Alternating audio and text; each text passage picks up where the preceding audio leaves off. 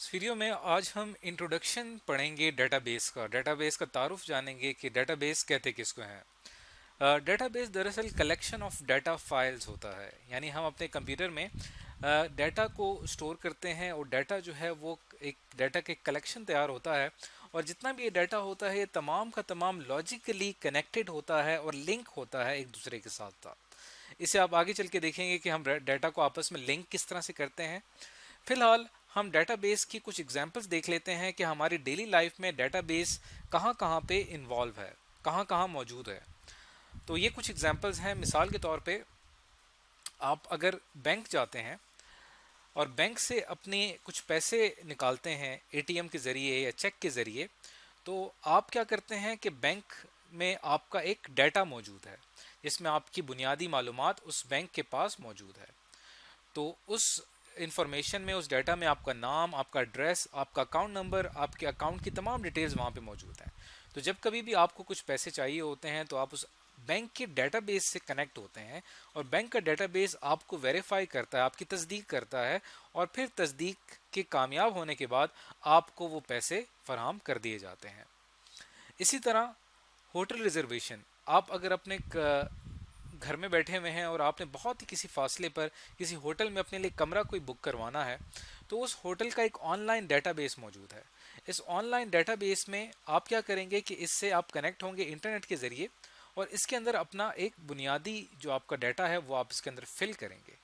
अब ये जो आप क्या कर रहे हैं कि ये होटल के अंदर आप अपना डाटा एंटर कर रहे हैं। तो ऑनलाइन होटल रिजर्वेशन में होटल का अपना एक डेटाबेस होगा जहाँ पे आप का डाटा स्टोर हो जाएगा और फिर जिस वक्त आपकी रिजर्वेशन होगी तो आपका कमरा रिजर्व हो जाएगा और ये बात इस डेटाबेस में स्टोर हो चुकी है।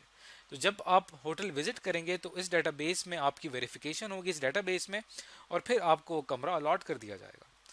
इसी तरह अगर आप किसी कंप्यूटराइज लाइब्रेरी में जाते हैं और कंप्यूटराइज लाइब्रेरी में आप वहाँ पे जाते हैं और आपको किसी कोई बुक चाहिए, अब लाइब्रेरी के अंदर हज़ारों बुक्स होती हैं, तो अब उस लाइब्रेरी का अपना क्या है, अपना एक डाटा बेस है। इस डेटाबेस में उस लाइब्रेरी में मौजूद तमाम बुक्स मौजूद हैं। आप क्या करेंगे, आपको जो बुक चाहिए होगी उसका नाम एंटर करेंगे उस डेटाबेस में और उसकी इंफॉर्मेशन, उसका जो रिजल्ट है, फाइनल जो उसका रिजल्ट है वो आ जाएगा। इसी तरह इसकी कोई एग्जांपल लें, अगर आप किसी सुपरमार्केट से कोई आइटम, कोई चीज़ खरीदने जा रहे हैं, तो उस सुपरमार्केट का भी क्या है, उसका भी अपना एक डेटाबेस है जिसमें उस सुपरमार्केट में मौजूद जितने भी आइटम्स हैं उनकी डिटेल वहाँ पे मौजूद है। तो जैसे भी आप कोई चीज़ परचेज करेंगे तो उस आइटम की डिटेल्स वहाँ पे आ जाएंगी और जैसे ही आप कोई चीज़ परचेज करेंगे तो वो ऑटोमेटिक अपडेट हो जाएगी उसके इन्वेंट्री डेटाबेस में। यानी उसका जो अपना डाटा इन्वेंट्री कहते हैं, जो आइटम्स हैं उनकी तमाम मालूमात एक डेटाबेस में मौजूद है। ये इन्वेंट्री डेटाबेस है। तो जैसे ही आप एक चीज़ नई ख़रीद लेंगे तो वो चीज़ उसके डेटाबेस में, उसके स्टॉक में कम हो जाएगी। तो ये तमाम एग्जाम्पल जो मैंने यहाँ पे दी हैं, इन तमाम में कंप्यूटराइज डेटाबेस इन्वॉल्व है और यहाँ पे डेटाबेस हमारी डेली लाइफ में हमारी हेल्प कर रहा है। तो इस चैप्टर में आगे चल के आपने यही सीखना है कि ये कंप्यूटराइज डेटाबेस बनाया कैसे जाता है। अब डेटाबेस की एक वर्किंग को समझने के लिए हम इसको बहुत ही एक आसान सी एग्जांपल से समझते हैं। इसके अंदर हम क्या करते हैं कि अपने इस डेटाबेस को लिंक करते हैं अपने माइंड के साथ। यानी इंसान का जो दिमाग है, इंसानी दिमाग जो है, ह्यूमन ब्रेन जो है, इसकी एनालॉजी हम देखते हैं यहाँ पे कि ये हमारे डेटाबेस का और हमारे दिमाग का आपस में क्या ताल्लुक है।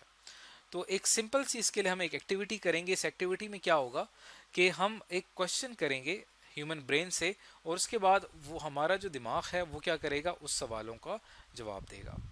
तो इसके अंदर हमारी एक एग्जांपल ये है कि अगर इंसानी दिमाग से या किसी भी स्टूडेंट से ये सवाल पूछा जाए, what is the colour of Pakistani flag. अभी जो सवाल पूछना है इसे क्वेरी कहा जाता है। तो वो स्टूडेंट फ़ौरन इस बात का जवाब देगा, सवाल को सुनेगा और सुनने के बाद उसके दिमाग से फ़ौरन ही जवाब आएगा कि पाकिस्तान के झंडे का जो रंग है वो दरअसल वाइट एंड ग्रीन है।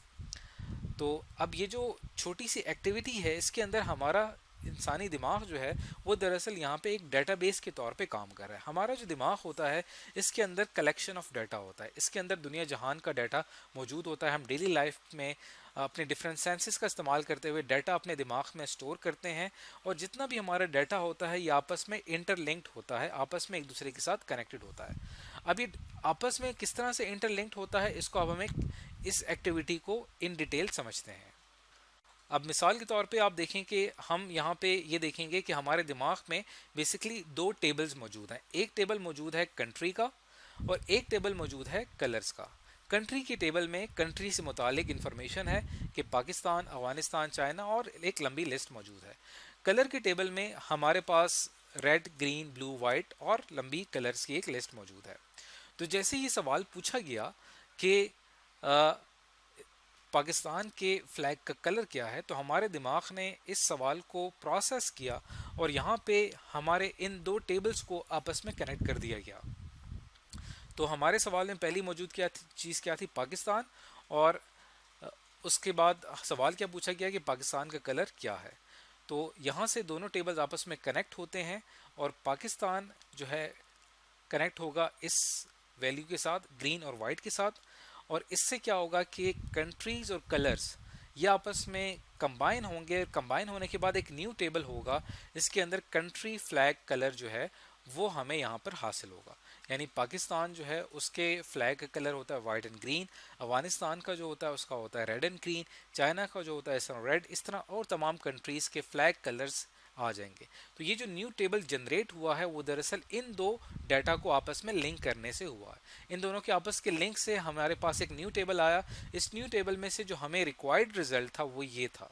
तो हमारे दिमाग ने इस रिजल्ट को प्रोसेस किया और फ़ौरन बता दिया कि पाकिस्तान के फ्लैग का कलर जो है वो वाइट एंड ग्रीन है। तो आप इसमें देख सकते हैं कि दो सेपरेट डाटा, दो अलग अलग एंटिटीज़, जो अलग अलग डाटा आपस में एक दूसरे के साथ लिंक होकर एक न्यू डाटा जनरेट कर रहे हैं। तो बिल्कुल इसी तरह कंप्यूटराइज डेटाबेस भी इसी तरह काम करता है। इसके अंदर भी हम इंफॉर्मेशन और डाटा टेबल्स की फॉर्म में स्टोर करते हैं और फिर इन टेबल्स को आपस में इंटरलिंक किया जाता है, जोड़ा जाता है और फिर इन डेटाबेस जो इससे हमारे पास एक नई इन्फॉर्मेशन हासिल होती है और फिर उसको हम हासिल करते हैं। तो यहाँ पे हमने जितनी भी एग्जांपल्स देखी हैं वो इन्हीं असूल के ऊपर काम करती हैं। तो इस वीडियो में आज हमने डेटाबेस का एक इंट्रोडक्शन जाना है कि डेटाबेस दरअसल किसे कहते हैं।